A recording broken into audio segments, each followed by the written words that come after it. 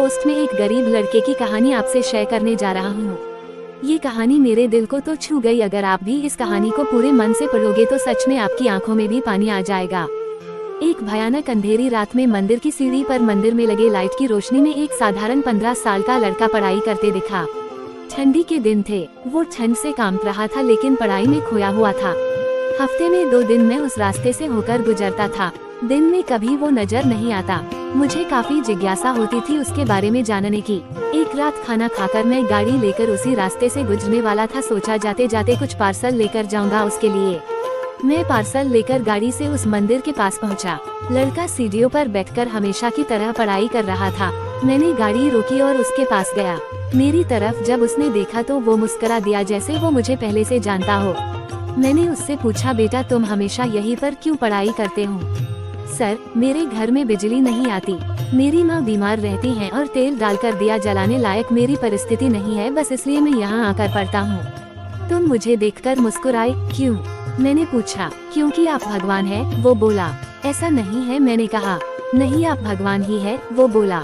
चलो वो सब जाने दो, मुझे बताओ क्या तुमने खाना खा लिया? क्योंकि मैं तुम्हारे लिए खाने का पार्सल लाया हूँ। देखा, इसलिए मैं आपको भगवान कह रहा था। आज मुझे बहुत भूख लगी है, सुबह से मैंने कुछ भी नहीं खाया।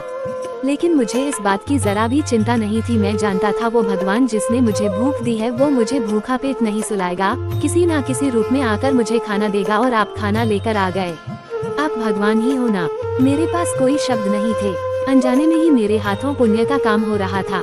हर दिन कर्जे में डूबे होने के कारण ऊपर वाले को, उस भगवान को कोसता था। आज उसने मुझे ही भगवान की उपाधि देखकर शर्मसार कर दिया था।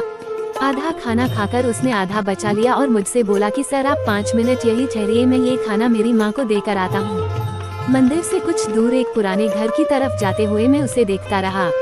कुछ मिनटों बाद वह वापस लौटा। उसके हाथों में मुट्ठी भर फूल थे। उसने वो मेरे पैरों में रख दिए और बोला, माँ ने कहा है जिस भगवान ने हमारा पेट भरा है उसके चरणों में थोड़े फूल तो चढ़ाने ही चाहिए। मेरी आंखें बंद हो गई और उसमें अपने आप आंसू निकल आए। आंखें खोल के मैंने उसके पुराने घर के तरफ देखा। उस घर के सामने पड़े पत्थर में भी मुझे प्यारी सी मुस्कान दिखाई दे रही थी। उस लड़के की आंखों में मुझे साक्षात भगवान दिखाई दे रहा था। दोस्तों, कहते हैं कि भगवान सबकी मदद करते हैं, बस वो खुद सामने नहीं आते, किसी ना किसी के जरिए हम तक वो मदद पहुंचा देते हैं। बस जरूरत है तो उन पर विश्वास करने की। तो हमारे प्यारे दोस्तों, ये कहानी अच्छी लगी हो तो हमारे चैनल को सब्सक्राइब जरूर करिएगा। मिलते हैं अगली कहानी में।